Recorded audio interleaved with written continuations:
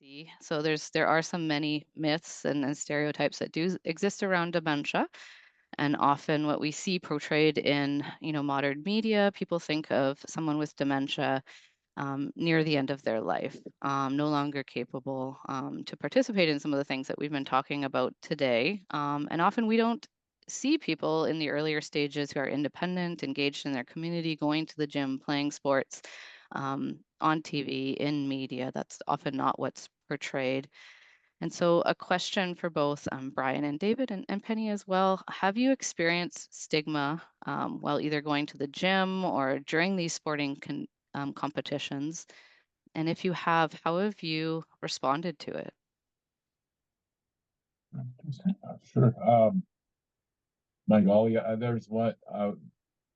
there's one or two events, but one particular, someone asked when I was at the gym and I'd been, and people I think they saw me on heard an interview or something that Penny and I had done, and then they actually came up to me and asked me while I was in mid workout, "Are you allowed to be here by yourself?"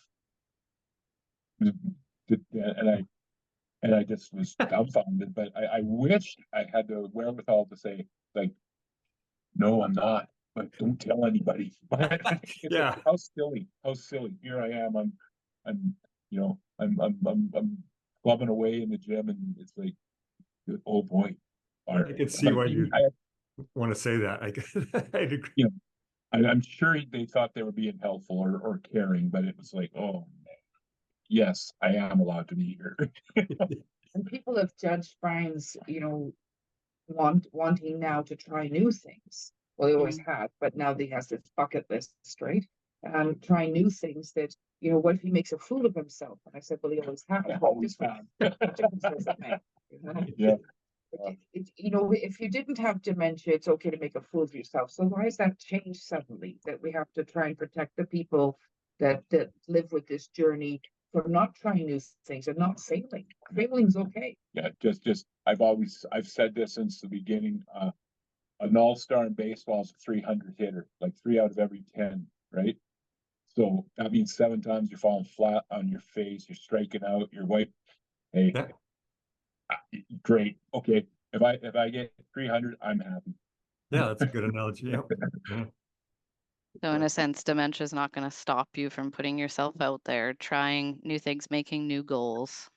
I hope not. I don't think it will, but I hope not. And of course, I've got there's going to be a line, and I'm lucky enough to have him and everyone else around me to. Well, maybe not that, maybe not big fella. I'm sure that'll happen at some point. But right now, they're allowing. I'm still getting the support to try things. The neuropsychiatrist that sees to Brian's Alzheimer's has asked that he no longer does combative sports because he doesn't remember competing in Las Vegas because he got such massive concussion. And on a brain with Alzheimer's, not the best thing, but Oh, he was enjoying himself. So who cares? no. You know? Yes. Yes. That is a huge topic. And I think something that we didn't touch on today, but yeah, the safety and your head health, right, through sports. Yeah. And Yeah. but I think a lot of people do have, yeah, that attitude. If it brings you joy, we have to weigh because we Balance.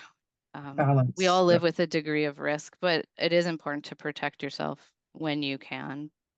But Yeah. that was a goal that was really important for you to accomplish. And when I heard the story of you and your daughter and the amount of hours that you put into training for that wrestling tournament, it was incredibly touching. And I know that's something that your daughter will remember forever. That was one of those core memories, I think.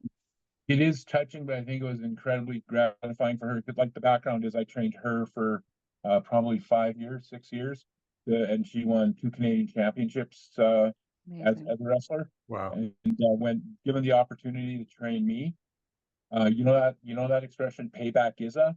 Well, it certainly was. She loved it. So She she didn't loved let it. you off easy.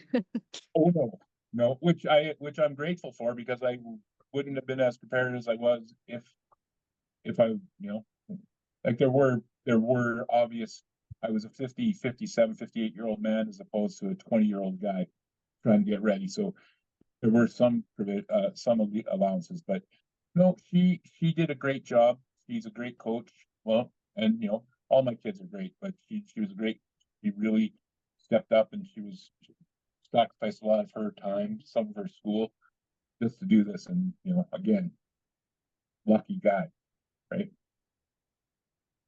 And I think when it comes to like facing stigma or discrimination or having people ask questions like, are you able to do this? Are you able to be here on your own?